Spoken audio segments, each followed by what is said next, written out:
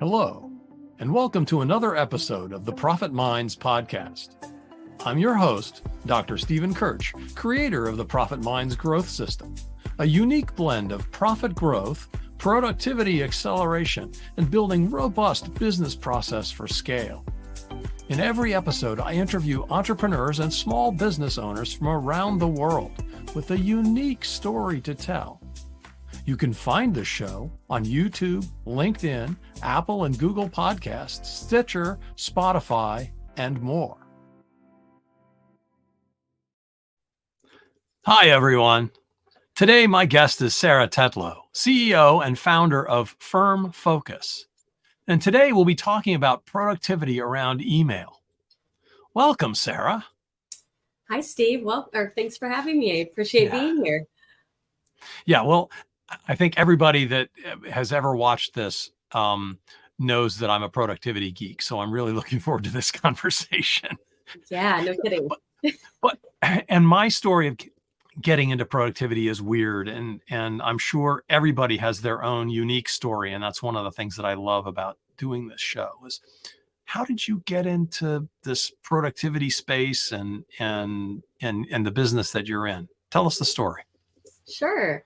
So growing up, I was always very, very organized. I come from a household where my dad owned his own business. My mom did work full-time out of the home, but also helped my dad run the business. So she was the bookkeeper and the filer and everything. And I am fortunate that I have two parents that are actually quite organized, and I have a long family history of entrepreneurs.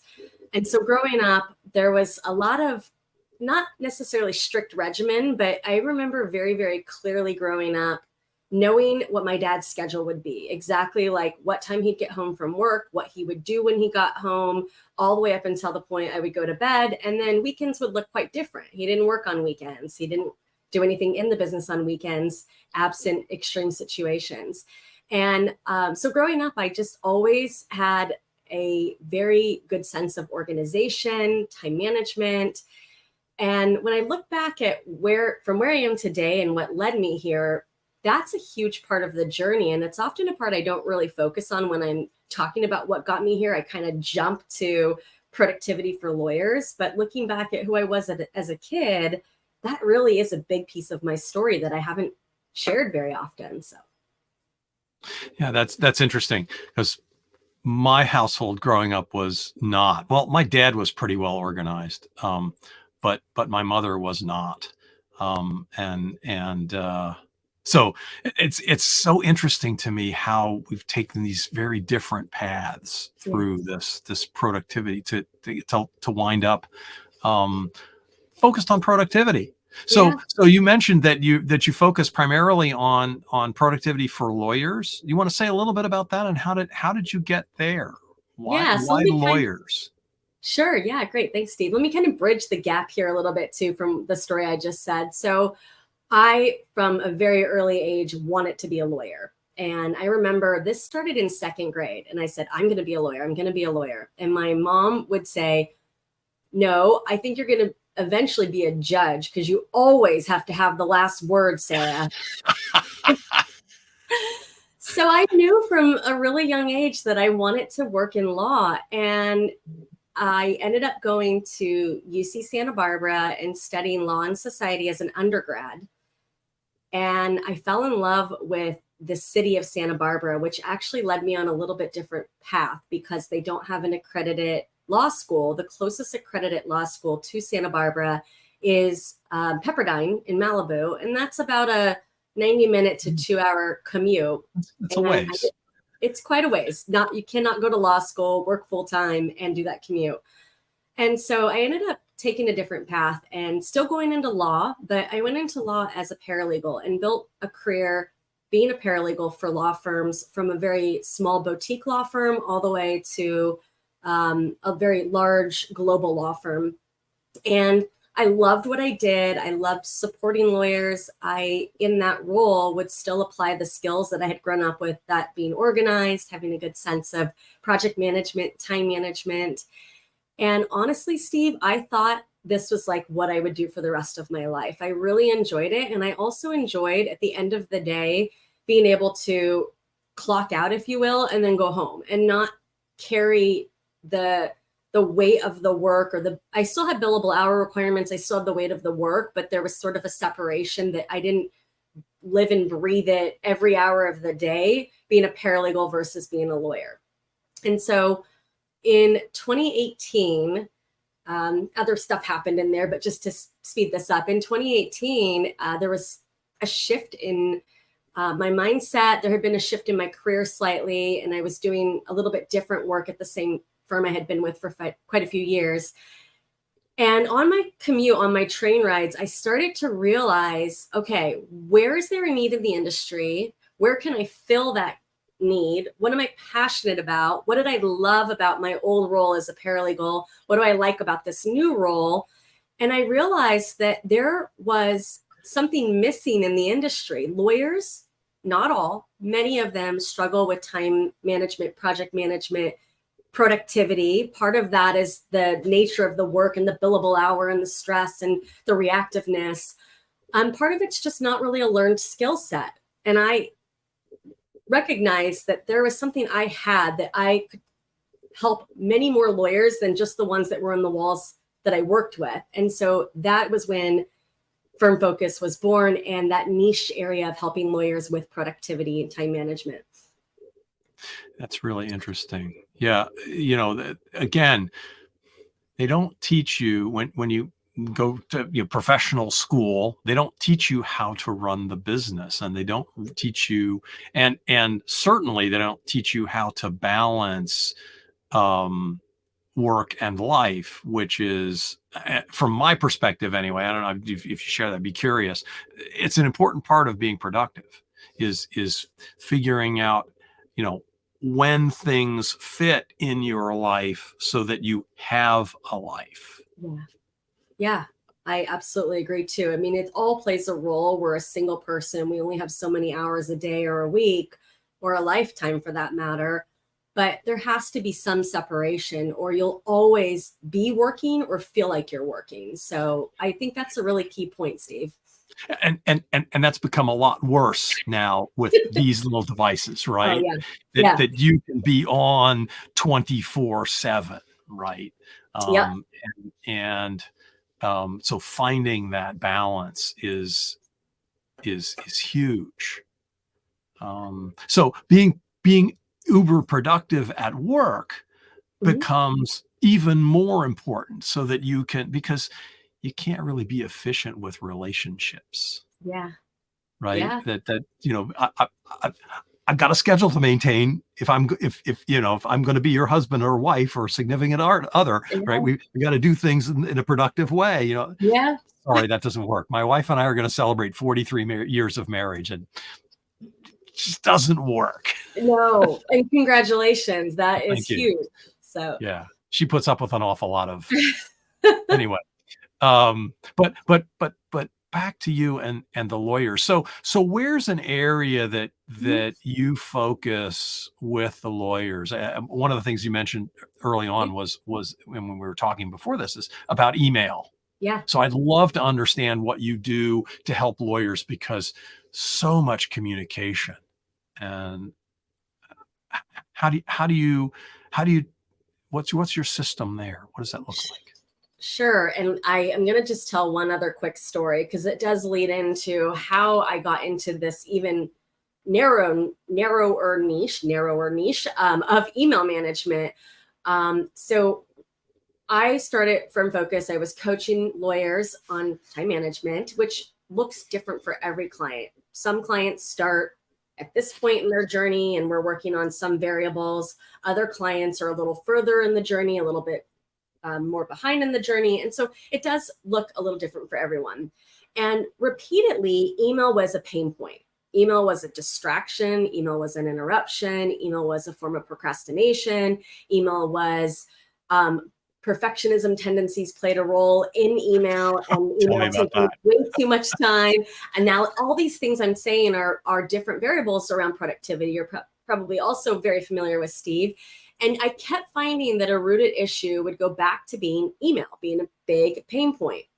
And I was leading a group session. This was in late 2020, had my screen up and my inbox came up and the group went, "Oh my gosh, Sarah, what is that inbox?" And I use Outlook and I'm like, it's Outlook? You've never seen Outlook? And they're like, no, your inbox is so calming. How is that? I want to learn what you're doing. So I walked away from that session, and talk about procrastination. I didn't do anything with the question at all. I was like, I don't know what I'm doing. I'm just emailing. Like there's no hidden secret here. But I realized there really was. So I mentioned that I have been organized my whole life. And the way my crazy head works is very much like things can only happen in time in the future. Things can't happen in time in the past. It's all processes and workflows and systems, and that's what makes you more efficient. And that's what I've done with email. And so after this group came back to me and pushed me to teach them what my system was, I realized I did have a system, and it is largely based on the 5Ds productivity principle, which says that with everything you do, every action you need to take as a human being. So we already brought in, Steve, the idea of work, life, and then a balance of that. Everything you are doing in your business, everything you are doing in life, you have 5 choices of what to do to take action. So you do them, you delay it, you diminish it, you delegate it, or you delete it. And those are your only choices with everything you do. And so I recognize, once I was sort of pushed to recognize what it is I do with email is not any different, because email is somebody communicating something to you. They want your attention in your inbox, and then you have similar choices of what to then do with the email. So email comes in Gmail or an Outlook or an Apple Mail or whatever you're using, and it's just a line item. It's data. It has who sent it and a subject and when it came in. And then you've got fancy stuff that the engineers have built for you, like flags or stars or mark it as unread. But a lot of times people using email, again, going back to these life skills, we're never really taught how to use it in terms of our behavior. And the engineers who have studied our behavior say, oh, we know exactly what you want to do with email, so we're going to give you these extra tools, those stars, those flags, those marked as unread, those folders, those labels. But no one is teaching you, okay, this is the behavior you're doing, and this is how to then use the technology most effectively for you, based on what you're doing, based on the volume of email, based on what project management software or systems you utilize in your practice or your business or your life. And so that's where I come in. So my system is called ART, and that's an acronym, ARTT. And I won't go super deep into it, but just to let everyone connect the dots, ARTT stands for Action, Reference, Tracking, Trash. And it's my way of connecting those 5 Ds, do, delay, diminish, delegate, delete, to what you're doing with email. And then I teach the system and I teach the process. So that is a little bit about email. And it's not all I do. I still definitely coach and I speak under my Firm Focus umbrella. And then I have this ART email system, which is built out as a self-paced course, but I also teach it privately. But that's it in a nutshell. And I get really excited talking about it, because I'm so happy that group pushed me to figure out what it was I did and then package it in a way that I could help a lot more people understand the flow of email better. Yeah, that's very interesting, because I teach I'll say a similar kind of system. It's based on David Allen's Getting Things Done, that workflow, right? Yeah. So, the first question you ask is it important? Yeah. And if it's not important, then you delete it. Yeah. Right. So it's very much the same kind of thing. Yeah. That I'm gonna pop off for 1 second, Steve, to show you, or show the. Here you go. Hey, look at that book. And so go to Steve. Don't read this book. It's too dense. Just go to Steve. Let him teach it to you. Yeah. And of course, using the technology, trying to make sure that you use the technology to supplement your mindset around how it works, right? I think that's really powerful. Yeah. You know, and creating those sort of automated filters to put it into folders so that you can, I would guess that's a kind of a diminish thing, Yeah. right? If I think Yeah. about it. So I love that framework. I hadn't thought about it that way, but it's very similar to the kinds of things that I help my clients with on the productivity Yeah. side. But yes, yeah, Can I give yeah, Oh, sorry, go ahead. I was gonna I say, had the can I give privilege of doing the David Allen's all day workshop with no, him. Um, my wow, how dream. I long don't think ago you was can that? even get that anymore. No, I don't think so. No. He's living So in Holland. yeah. Yeah. So where is it that that people really get hung up Mm. in dealing with their email? I think there's a few reasons. So one of them is being reactive, allowing email. I have a whole program called Stop Welcoming the Distractions. That's not just about email. This is about everything. But Mm-hmm. what I often hear is, and what my professional opinion is, email becomes a distraction for people, but it shouldn't be. It can't be. Email cannot control you, and there is a way to control email. And so, as a subset to that, turn off notifications. If I were to give any one takeaway, right? I've got 2 thumbs up coming from Steve here, because it is the simplest thing to do. And I think there's a dopamine hit we get when we get emailed. So I think when people say, not everyone, there are people that are like, oh no, I have to know when I get emailed.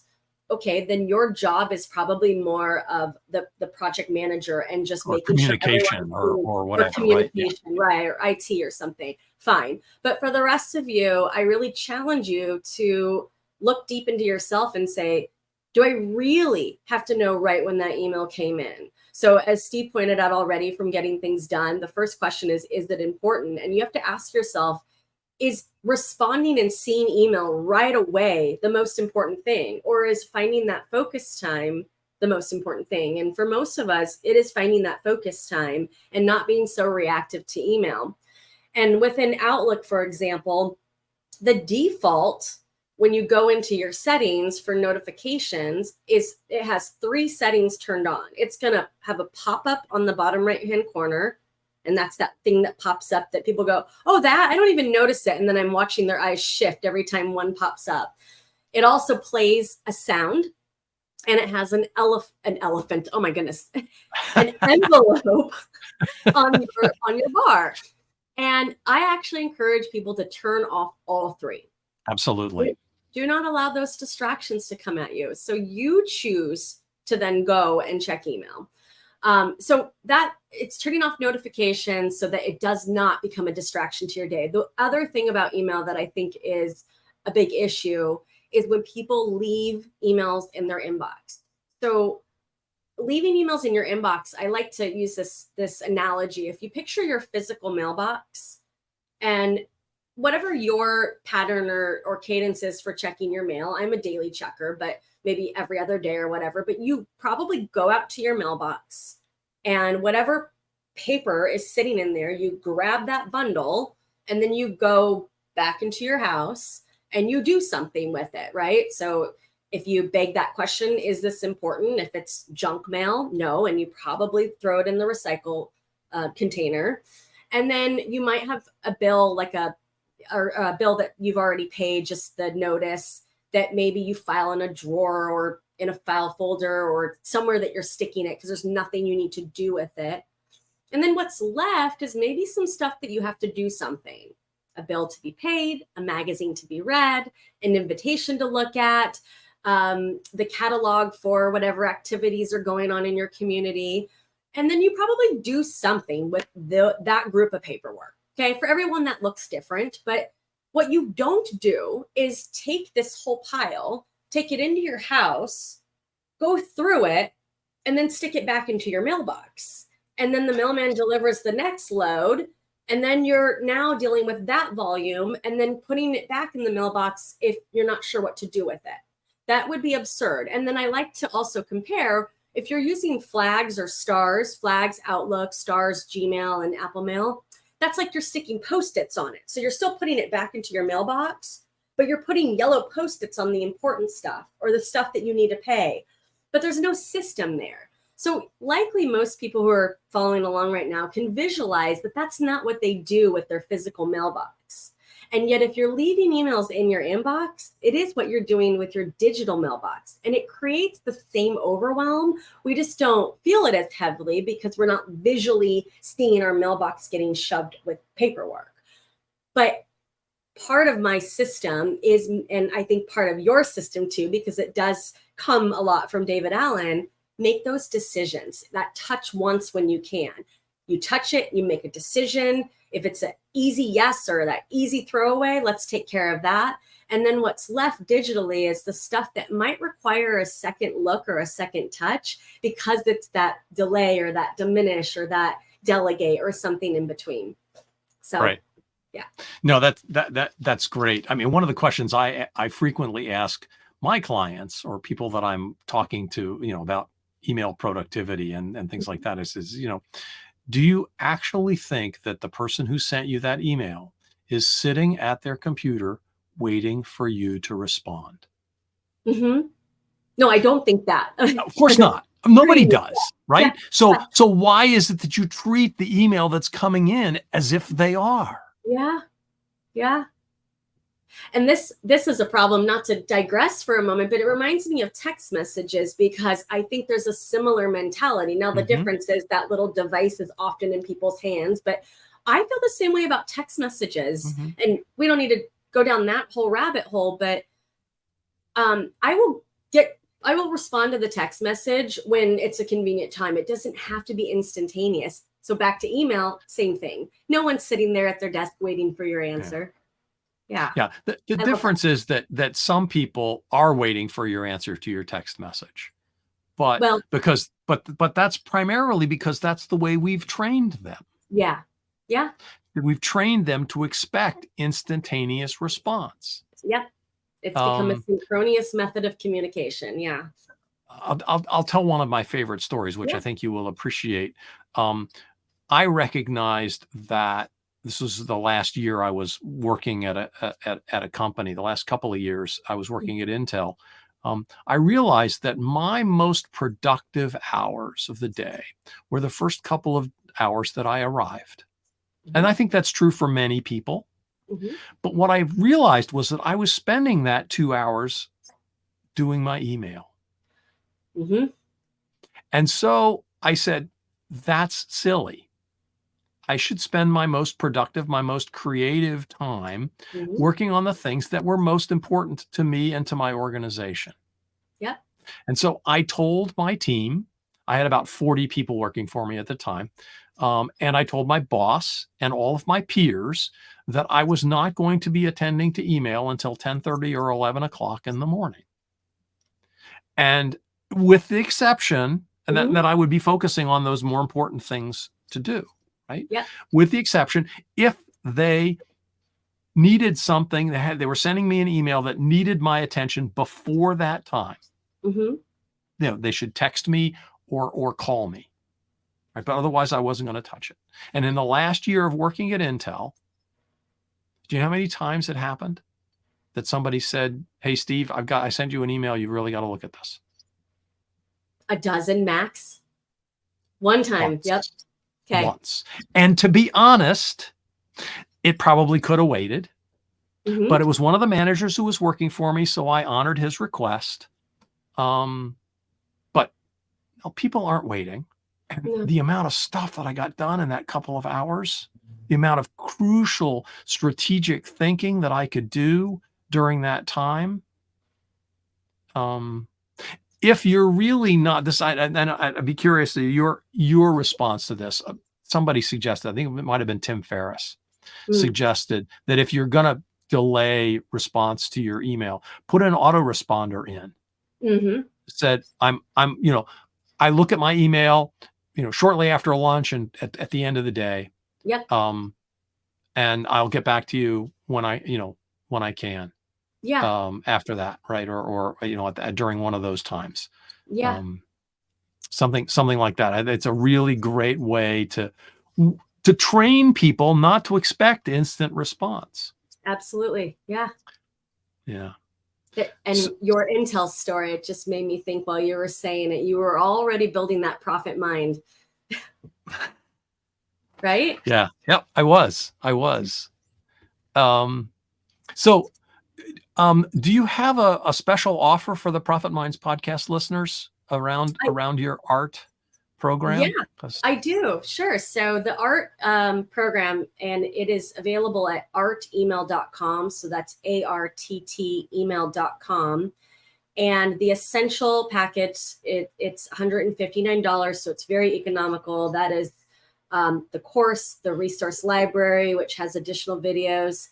It's also a live Q&A once every 3 to 4 weeks with me in a very small group setting. And I wanted to give a code for Profit Minds 15 to take 15% off of any of those packages that are on that site. So if they want to go to the site, they can see the difference. But just so you know, the essential package is the $159. So, wow, thank you, Sarah. That's very generous. Of course. And I'm sure that there are a number of listeners out there that would love to take advantage of that course. And I can tell you from personal experience, the first time that you empty your inbox, the feeling of relief that you get, yeah, it is just amazing. So I'm going to encourage all of the listeners to take advantage of this very generous offer by Sarah. Really appreciate that. Thank you so much. Yeah, and I do have a saying in the course and in general. So it really is not so much about obtaining inbox zero as it is about obtaining inbox zen, because you might have one email, 12 emails, 20 emails that are still there, but you are in control. You know why they're there. They're there because I am waiting for someone to pay this bill or sign this contract, and I am okay with it sitting here until Wednesday, and then I might want or need to poke this person again. Mm-hmm. But that feels like you're not going to lose sight of that versus 2,000, 20,000. The most I've seen, Steve, is 1 million emails in somebody's inbox who took the course and succeeded to get it down to a point where she had less than 20 every day because of implementing the system. So inbox zen, it really is about inbox zen. As I started the story off with the people who saw the inbox and said, what is that calming inbox? So that's what it is. That's terrific. So Sarah, if people want to get in touch with you, what's the best way to reach out? What's the most effective way?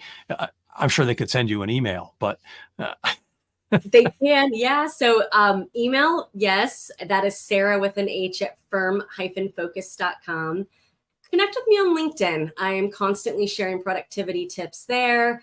I've got some complimentary masterclasses coming up in a month or two, and usually I'm posting about those on LinkedIn, or they're on my site, firm-focus.com.